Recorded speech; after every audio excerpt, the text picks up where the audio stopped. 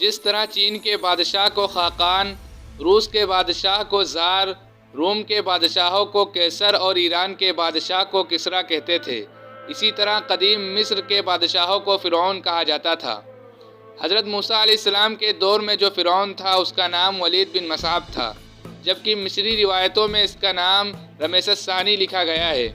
فرعون خود کو نہ صرف مصر کا بادشاہ بلکہ خدا کہلواتا تھا اور خود کو مقدس ہستی ظاہر کرتا تھا۔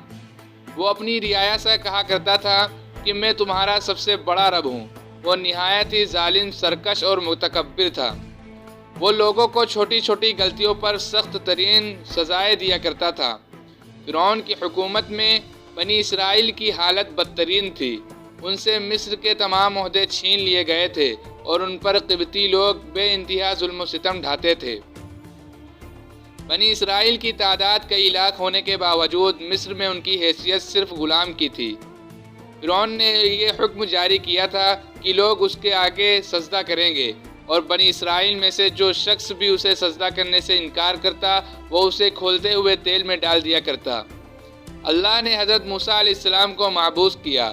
انہوں نے فرعون کو دعوت توحید دی اور اسے سرکشی اور تکبر سے توبہ کرنے کو کہا۔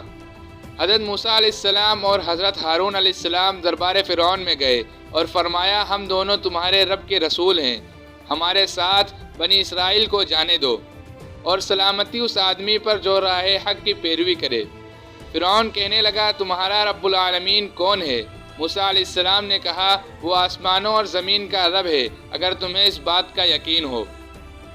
فرعون کے مطالبے پر حضرت موسیٰ علیہ السلام کے اژدہا کا معجزہ بھی ظاہر ہوا، لیکن فرعون کہنے لگا، میں موسیٰ کو قتل کر دوں گا، وہ اپنے رب کو بلا لے، تم چاہے جو نشانی لے آؤ، میں ایمان لانے والا نہیں ہوں۔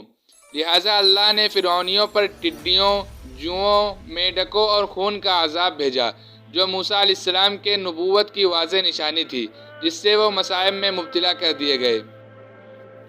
کھلی نشانیوں کے ظاہر ہونے کے باوجود فرعون اپنی انا اور سرکشی پر قائم رہا اور یہ منصوبہ بنایا کہ موسیٰ علیہ السلام اور بنی اسرائیل پر لشکر کشی کر کے انہیں قتل کر دے گا۔ لہٰذا اللہ تبارک و تعالیٰ نے موسیٰ علیہ السلام کو حکم دیا کہ راتوں رات بنی اسرائیل کو لے کر مصر سے فلسطین کے لیے نکل جائیں۔ لہٰذا آپ بنی اسرائیل کے ساتھ نکل پڑے۔ ادھر فرعون نے اپنی پوری لشکر کو جمع کیا اور آپ کے تعاقب کے لیے نکل پڑا۔ شام کے وقت تک وہ بحر احمر کے کنارے پہنچ گئے۔ اللہ نے قرآن مجید میں اس تاریخی واقعے کو کچھ یوں بیان کیا ہے، بس انہوں نے صبح کا اجالا ہوتے ہی ان کا پیچھا کیا۔ جب دونوں جماعت ایک دوسرے کو نظر آنے لگی تو موسیٰ علیہ السلام کے ساتھیوں نے کہا، اب ہم یقیناً پکڑ لیے گئے۔ تو موسیٰ علیہ السلام نے کہا، ایسا ہرگز نہیں ہوگا، بے شک میرا رب میرے ساتھ ہے، وہ ضرور میری مدد کرے گا۔ تو ہم نے موسیٰ کو وحی کے ذریعے کہا کہ آپ لاٹھی کو سمندر کے پانی پر ماریے۔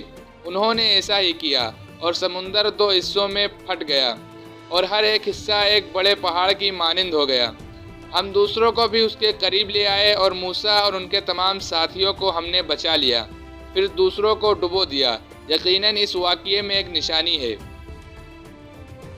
فرعون اور اس کا لشکر پانی میں غرق ہو گئے اور عذاب الہی کا شکار ہوئے، جبکہ اللہ نے حضرت موسیٰ علیہ السلام اور ان پر ایمان لانے والوں کو نجات عطا فرمائی۔ دنیا میں آل فرعون کو سمندر میں غرق کر کے سزا دی گئی اور آخرت میں ان کے لیے شدید ترین عذاب ہوگا، جیسا کہ اللہ نے قرآن مجید میں فرمایا، اور فرعونیوں کو برے عذاب سے گھیر لیا۔ وہ لوگ صبح و شام نار جہنم کے سامنے پیش کیے جاتے ہیں، اور جس دن قیامت آئے گی اللہ فرمائے گا، فرعونیوں کو سب سے سخت عذاب میں داخل کرو۔